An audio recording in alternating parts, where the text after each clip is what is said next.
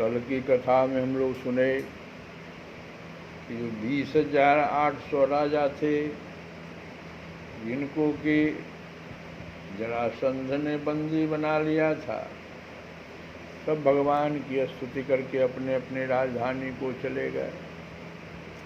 वहाँ जाकर उन लोगों ने अपनी अपनी प्रजा से परम पुरुष भगवान श्री कृष्ण की अद्भुत कृपा और लीला का सुनाई और फिर बड़ी सावधानी से भगवान की आज्ञा अनुसार वे अपना जीवन व्यतीत करने लगे। सुखदेव जी कहते हैं, परीक्षित, इस प्रकार भगवान श्री कृष्ण भीमसेन के द्वारा जरासंध का वध करवाकर भीमसेन और अर्जुन के साथ जरासंध नंदन सहदेव से सम्मानित होकर इंद्रप्रस्थ के लिए चले। उन विजयी वीरों ने इंद्रप्रस्थ के पास पहुंचकर अपने अपने शंख बजाए, जिससे उनके इष्ट मित्रों को सुख और शत्रुओं को बड़ा दुख हुआ। इंद्रप्रस्थ निवासियों का मन उस शंख ध्वनि को सुनकर खिल उठा उन्होंने समझ लिया कि जरासंध मर गया और राजा युधिष्ठिर का राजसूय यज्ञ करने का संकल्प एक प्रकार से पूरा हो गया। भीमसेन, अर्जुन और भगवान श्री कृष्ण ने राजा युधिष्ठिर की वंदना की और वह सब कृत्य कह सुनाया जो उन्हें जरासंध के वध के लिए करना पड़ा था। धर्मराज युधिष्ठिर भगवान श्री कृष्ण के इस परम अनुग्रह की बात सुनकर प्रेम से भर गए। उनके नेत्रों से आनंद के आंसुओं की बूंदें टपकने लगी और वे उनसे कुछ भी कह न सके।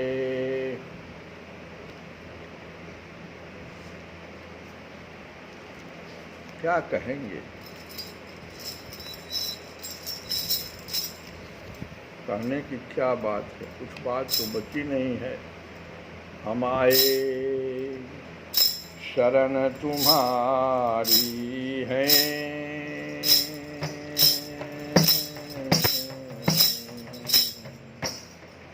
ठुकरा न कहीं हमको देना।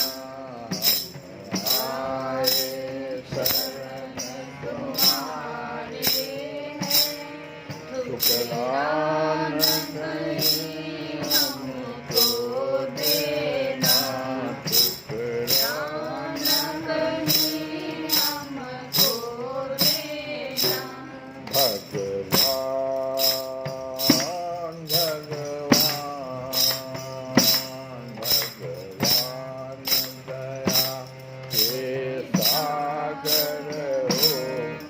अपराध क्षमा सब कर देना। अपराध क्षमा सब कर देना। आए शरण तुम्हारी, ठुकरा न कहीं हमको देना। अपराध क्षमा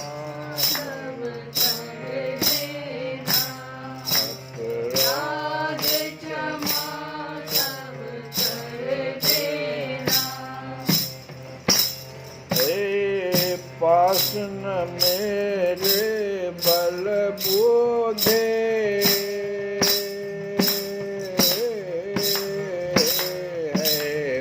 पास न मेरे बल बोधे, पास न मेरे बल बोधे, पास न मेरे बल बोधे। तप त्याग नहीं मन के शुद्धि, तप त्याग नहीं मन के शुद्धि, तप त्याग नहीं मन की शुद्धि। प्रभु ही सहारा है लेना,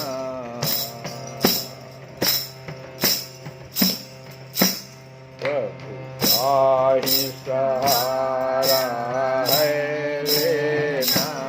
अपराध क्षमा सब कर देना। अपराध क्षमा सब कर देना। आए शरण तुम्हारी है, ठुकरा न कहीं हमको देना। अपराध क्षमा सब कर देना। अरे धन धाम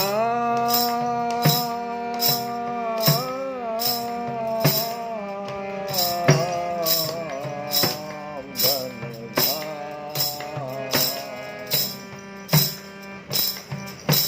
धन धाम नहीं कुछ भी अपना।